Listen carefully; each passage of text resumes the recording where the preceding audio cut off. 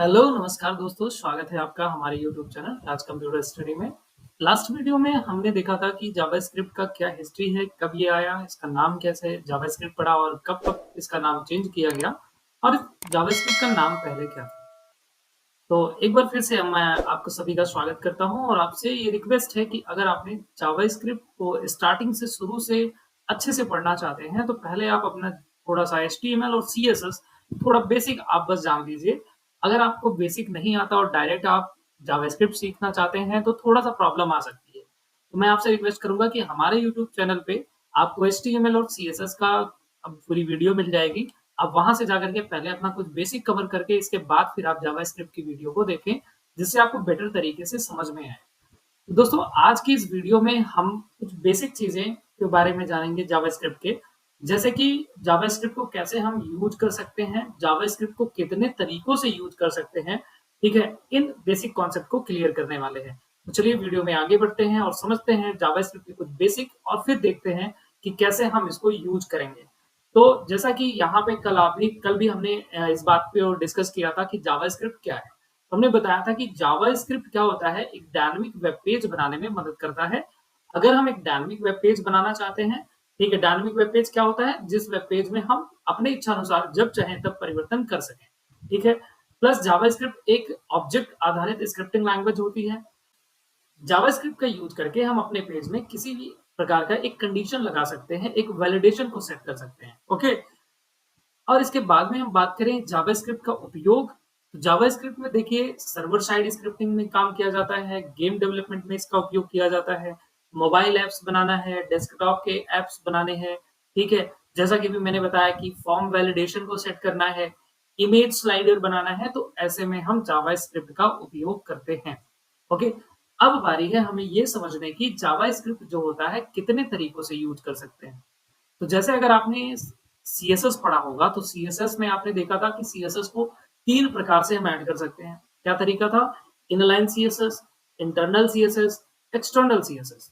Same वैसे ही हम अपने वेब पेज के अंदर जावास्क्रिप्ट को भी 3 प्रकार से ऐड कर सकते हैं। इनलाइन जावास्क्रिप्ट यानी हम जो एचटीएमएल के टैग लिखेंगे, है ना? उसी कोड के अंदर हम जावास्क्रिप्ट के भी कोड को डिस्कस करेंगे, जैसे कि यहाँ पे आप देख रहे हैं। तो इनलाइन जावास्क्रिप्ट का मतलब क्या होता है कि आपने एक एचटीएमएल का टैग लिखा, जैसे कि यहाँ पे दिया गया एग्जांपल में कि बटन नाम का एक टैग है, ऑन क्लिक इवेंट को कॉल किया गया, जिसके अंदर जावास्क्रिप्ट का एक छोटा सा कोड यहाँ पे लिखा गया है। और फिर अगर हम इस बटन पे क्लिक करेंगे तो क्या होगा? हमें हेलो नाम का मैसेज मिलेगा। तो जब हम अपने एचटीएमएल कोड के अंदर ही जावास्क्रिप्ट के कोड को लिखते हैं, उसे बोला जाता है इनलाइन जावास्क्रिप्ट। वहीं अगर हम बात करें कि इंटरनल क्या होता है, अभी मैं कोड करके भी दिखाऊंगा, एक बार आप ये समझ लीजिए।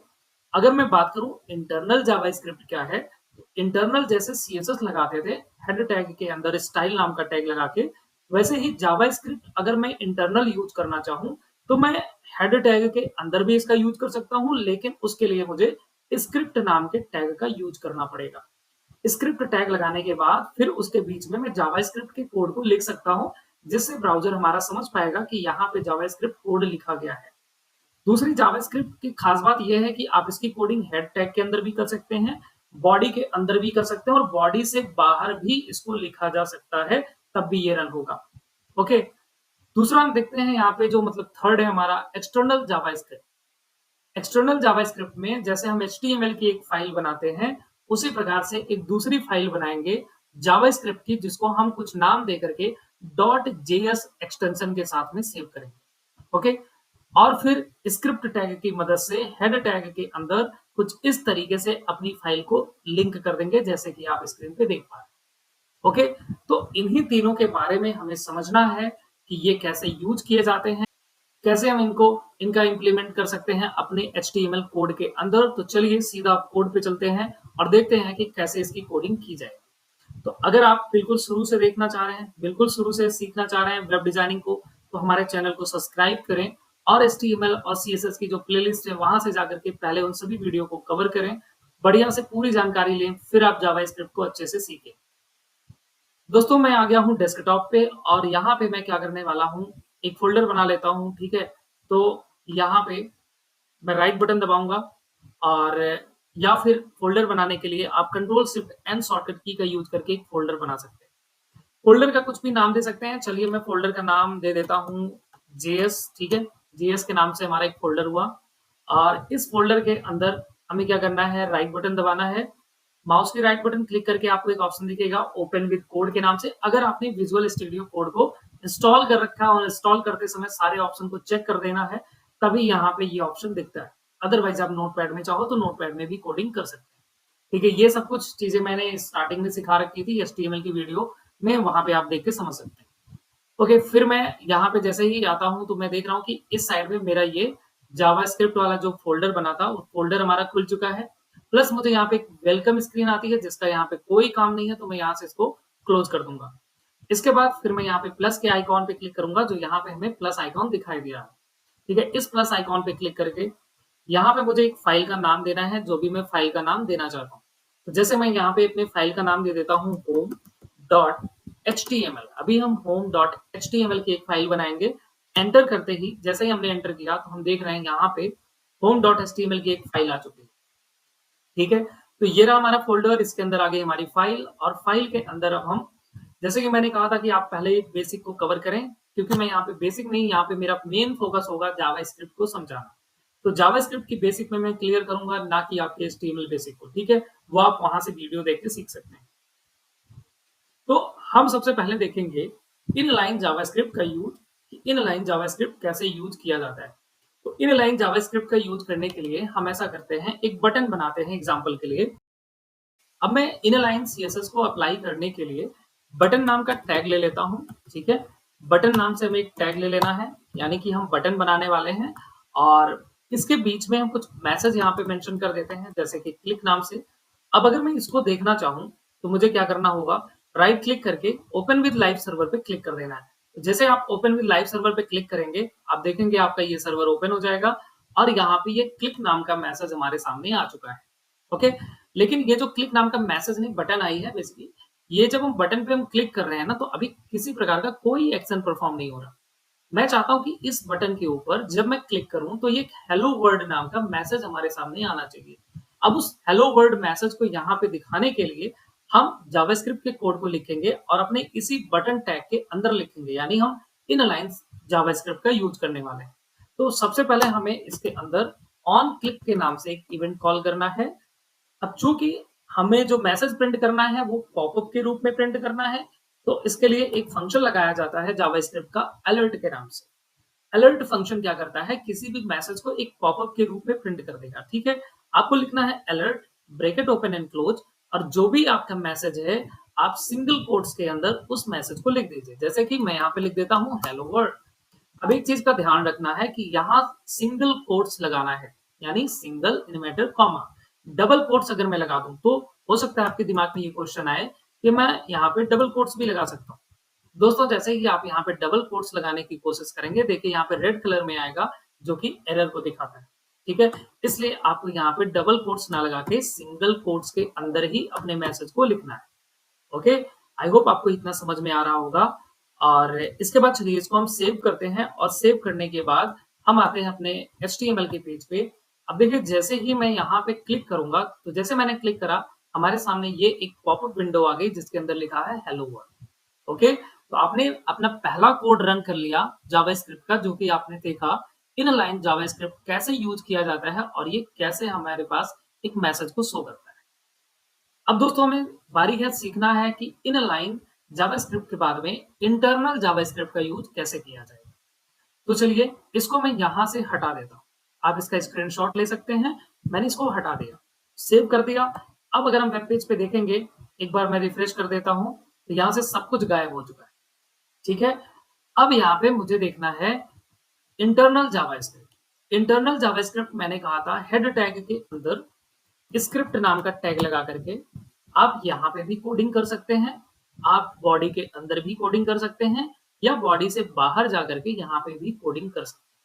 ठीक है, फिलहाल मैं हेड टैग के अंदर ही कोडिंग करके रहा हूँ। आगे चल के हम बॉडी के अंदर भी कोडिंग करने वाले हैं। फिलहाल हम हेड टैग के अंदर लिख रहे हैं। तो मान लीजिए कि हमें अपने वेब पेज पे इस जगह पे यहाँ पे एक पॉपअप के रूप में नहीं, यहाँ पे मैं प्रिंट कराना चाह रहा हूँ। या पॉपअप के रूप में प्रिंट कराना चाह रहे हैं तो अलर्ट फंक्शन लगा देंगे, जैसा कि अभी आपने देखा था।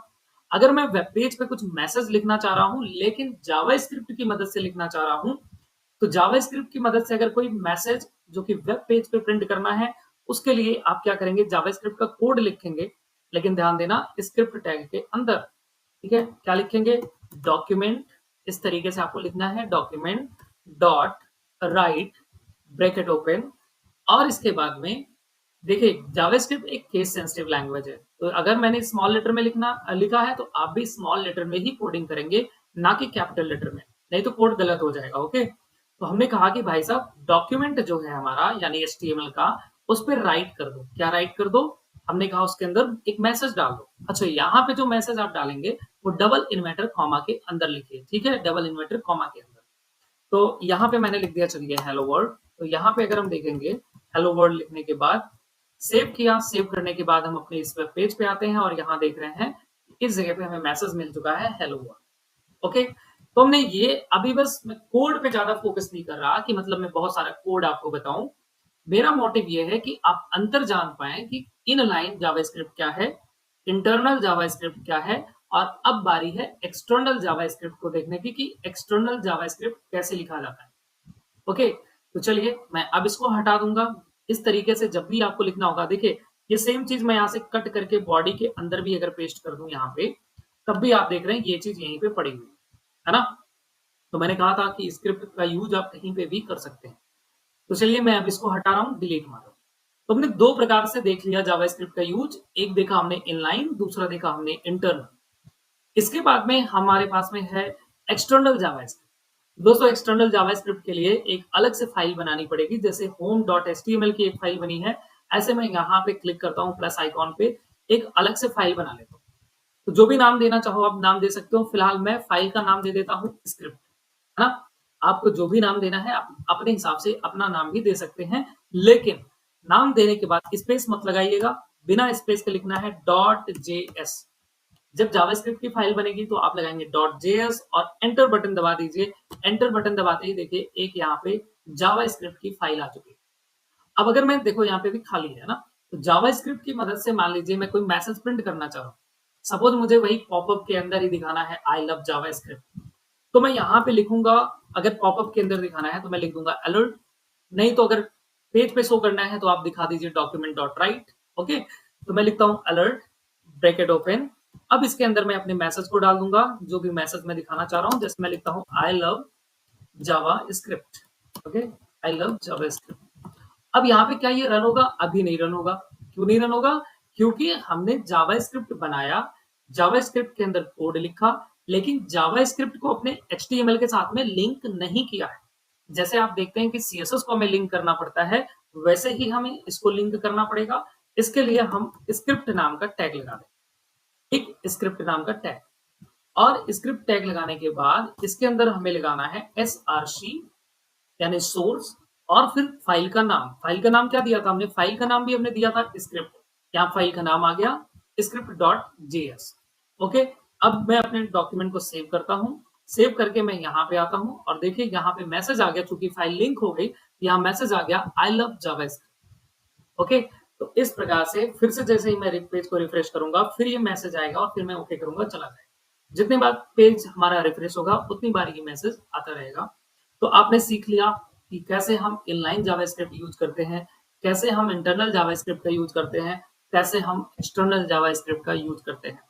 उम्मीद करता हूं कि आपको ये बेसिक समझ में आ गया होगा। अगर आपको ये बेसिक समझ में आया है तो प्लीज वीडियो को लाइक करें, चैनल सब्सक्राइब करें और ज्यादा से ज्यादा लोगों के पास में शेयर करें, और कमेंट बॉक्स में जरूर लिख करके जाएं कि ये वीडियो आपको कैसी लगी, ये टॉपिक आपको समझ में आ रहा है कि नहीं समझ में आ रहा है।